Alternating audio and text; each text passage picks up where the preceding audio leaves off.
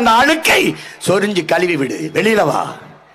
சாதி மத உணர்ச்சி இருக்கிற வரை தமிழன் என்கிற இன உணர்ச்சி பிறக்காது.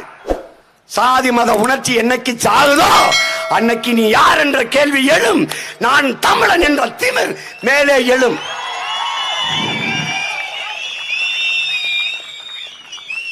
போடா. என்னைக்குடா வந்தது இந்துங்கிற சொல்? என்னைக்குடா நீ இந்துவான? யாரா இங்க இந்து? சார் வில்லியம் ஜோன்ஸ் போடுற கையெழுத்து வரைக்கும் எவன்டா இங்க இந்து? நீனும் நானும் சைவனடா. சிவன் முருகனை வழிபடுகிற வீர சைவ கூட்டமடா. நமக்கு என்னடா இவன் பட்டம் வைக்கிறது? இங்க இருக்கிற இஸ்லாம் கிறிஸ்தவன் யாரடா? ராபர்ட் கிளைவின் வாரிசா? பாபரின் பேரனா? பேத்தியா? விட்டு விட்டு சென்றவனா? இல்லை இல்லை. ஆதிக்க சாதி திமிரிலே, சாதி வெறியிலே, பரப்பையிலே வாடா, பல்லப்பையிலே வாடா என்று இழிவாக அழைத்தாய். அவன் பல்லன் பறையனாக இருப்பதை விட வாயாக இருப்பது மேலானது என்று எல்லாம் மாறினான். அதானடா சக்கிலியனை தொட்டால் தீட்டு, சாணானை பார்த்தாலே தீட்டென்றாய். அவன் வந்தான், பார்த்தாலே தீட்டா. வெள்ளக்காரன் வந்தான், தொட்டான், ஆண்டவருக்கு தோத்திரம் என்றான்.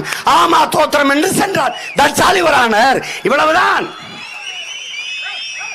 சாதிய இழிவு, தீண்டாமை, கொடுமையை வைத்து இந்த மக்களை சித்திரவை செய்து சிதைத்தாய், இழிவுபடுத்தினாய்.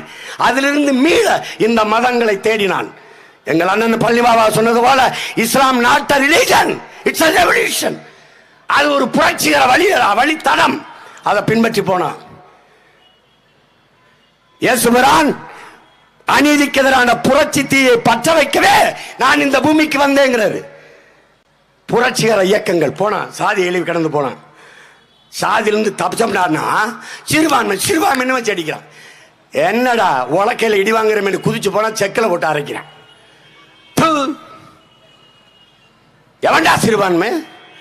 நீனும் சிட்டிசன் ஆஃப் இந்தியா, நானும் சிட்டிசன் ஆஃப் இந்தியா, அவனும் சிட்டிசன் ஆஃப் இந்தியா, இவனும் சிட்டிசன் ஆஃப் இந்தியா. என்ன மாயிரடா நீ சிறுபான்மை பெரும்பான்மை இருக்கு.